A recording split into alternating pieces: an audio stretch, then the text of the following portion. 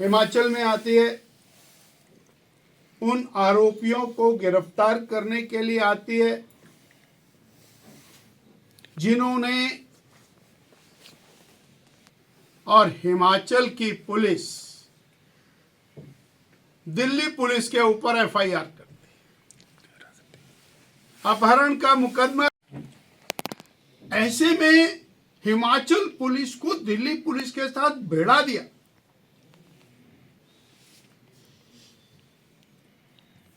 साढ़े तीन साल हो गए हिमाचल प्रदेश में कानून व्यवस्था की धज्जियां उड़ी, कोई पूछने वाला। परंतु जहां पर कांग्रेस की अपनी राजनीति का सवाल आया, वहां देश और प्रदेश वो किसी कैटेगरी में नहीं है, चाहे वो संवैधानिक संकट ही क्यों ना खड़ा हो जाए, वो करे। वालों को कानून के रखवालों के साथ अपना राजनीतिक हित साधन करने के लिए लड़ाकर खड़ा कर दिया। वो लोग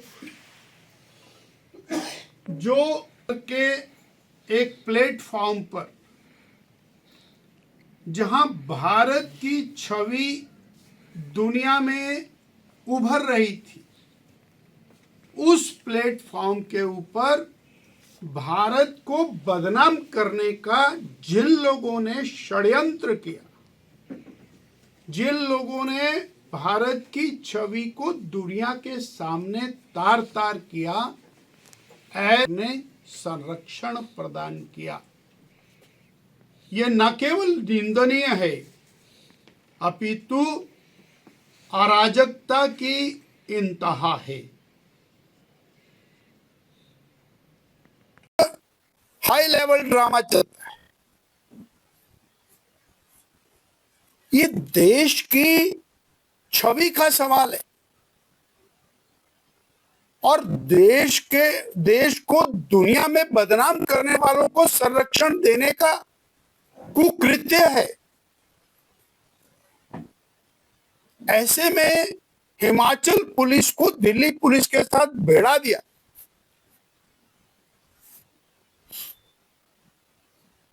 साढ़े तीन साल हो गए हिमाचल प्रदेश में कानून व्यवस्था की धज्जियां उड़ी, कोई पूछने वाला नहीं।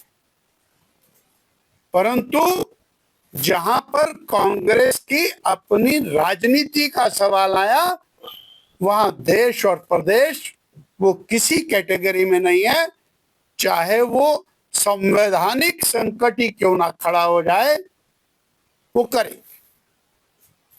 पिछले कल की घटना, जिस तरह से नालागढ़ के अंदर और डेड बॉडी का प्राप्त होना और वहां पर ये शंका जताया जाना कि भू माफिया जो वहां पर खनन माफिया है उसके द्वारा वो कृत्य किया है, उसके प्रति संजीदगी नहीं।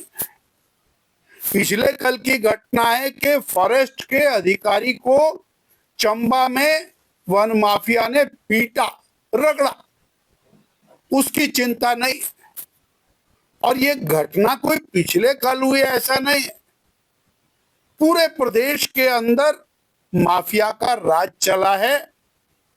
उसको कंट्रोल करने के लिए ना तो पुलिस है, ना सरकार है, ना इच्छा शक्ति है, ना उसके लिए कोई शिद्दत से काम करता है। वो मंडी में भी सब डिविजनल मजिस्ट्रेट को दौड़ा दौड़ा करके पीटा। वो बद्दी नालागढ़ के अंदर और माफिया के अंदर गोलियां चली, धुआंधार। वो बिलासपुर के अंदर माफिया के अंदर गोलियां चलती हैं। वो ऊना के अंदर बड़े बड़े कांड होते हैं, उसके प्रति सरकार की संजीदगी वो नदारद रहती है।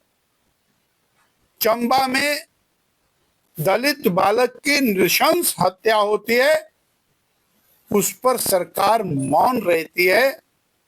परंतु जिन्होंने भारत की छवि को दुनिया में तार तार किया, ऐसा जिन पर आरोप है।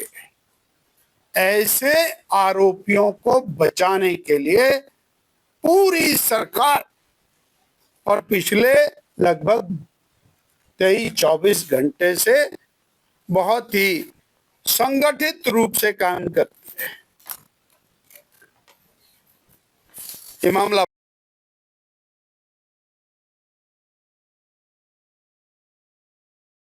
आपका धन्यवाद।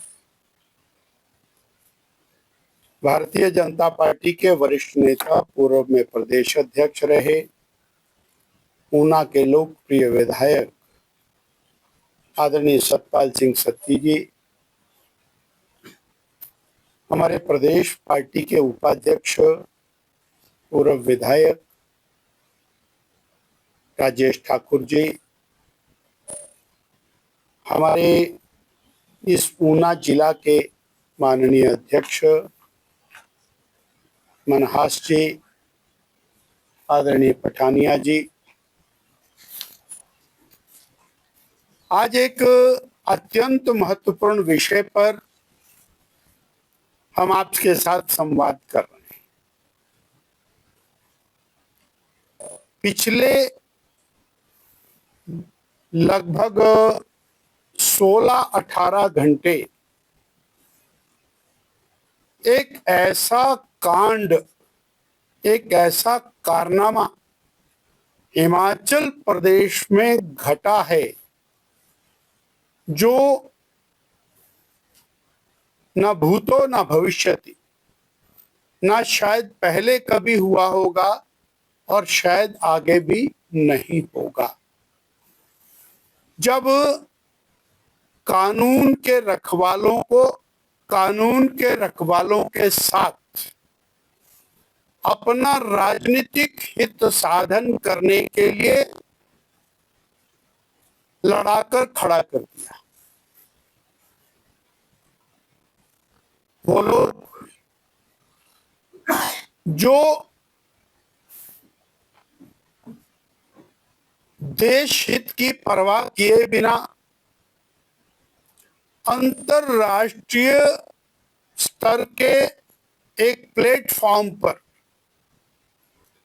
जहां भारत की छवि दुनिया में उभर रही थी, उस प्लेटफॉर्म के ऊपर भारत को बदनाम करने का जिन लोगों ने षड्यंत्र किया, जिन लोगों ने भारत की छवि को दुनिया के सामने तार तार किया, ऐसे लोगों को हिमाचल प्रदेश की मौजूदा सरकार ने संरक्षण प्रदान किया।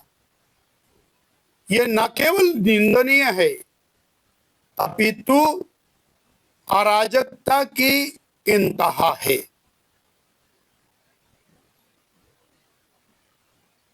Height of anarchy. Delhi police Himachal में आती है, उन आरोपियों को गिरफ्तार करने के लिए आती है जिन्होंने आर्टिफिशियल इंटेलिजेंस एआई समिट में निर्वस्त्र होकर भारत को बदनाम किया, और हिमाचल की पुलिस दिल्ली पुलिस के ऊपर एफआईआर करती, अपहरण का मुकदमा दर्ज करती, और सरकार केवल और केवल भाजपा को गाली दे करके, मोदी जी को गाली दे करके अपने आप को पाक साफ दिखाने का जो प्रयास करती है, वो ज्यादा दिन चलने वाला नहीं है। और जिस तरह का व्यवहार प्रदेश की सरकार और प्रदेश की सरकार के कहने पर हिमाचल की पुलिस ने किया है, उसकी भारतीय जनता पार्टी कड़े से कड़े शब्दों में निंदा करती है। बिंदल जी, जैसा कि संविधान की कसम लेकर पद ग्रहण करने के बाद यूपी बिहार के आरोपियों को बचाने की कोशिश सरकार द्वारा की गई, तो क्या ये संविधान का गला घोटा गया? मैंने कहा कि एक बहुत बड़ी अराजकता के दौर से प्रदेश गुजर रहा है। हमारा चुनाव आयोग कहता है कि पंचायती राज के चुनाव होने चाहिए, मैंने उसका टाइम टेबल बना दिया, टाइम फ्रेम बना दिया, परंतु प्रदेश की सरकार अधिकारियों को आदेश देती है कि चुनाव आयोग के कहने से कुछ ना किया जाए। संवैधानिक संकट। चुनाव आयोग 35 पेज की चिट्ठी महामहिम राज्यपाल महोदय को सौंपते हैं कि ये संवैधानिक संकट है, परंतु प्रदेश की सरकार जो कहती है कि हमारे पास और पैसे नहीं है, वो करोड़ों अरबों रुपए के वकील करके हाई कोर्ट में और सुप्रीम कोर्ट में चुनाव आयोग के खिलाफ लड़ने के लिए जाती है। तो संवैधानिक संकट तो आए दिन खड़ा है। यहां तो कानून व्यवस्था का भी संकट खड़ा है, और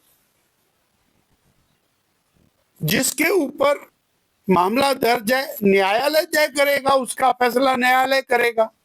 अब न्यायालय में जाकर के बात करिए अपनी, परंतु जो ऐसी शक्तियां, चाहे वो दिल्ली पुलिस है चाहे हिमाचल पुलिस है, दिल्ली पुलिस के साथ हिमाचल पुलिस को भिड़ा दिया, यानी वो जैसे हिंदुस्तान और पाकिस्तान की पुलिस।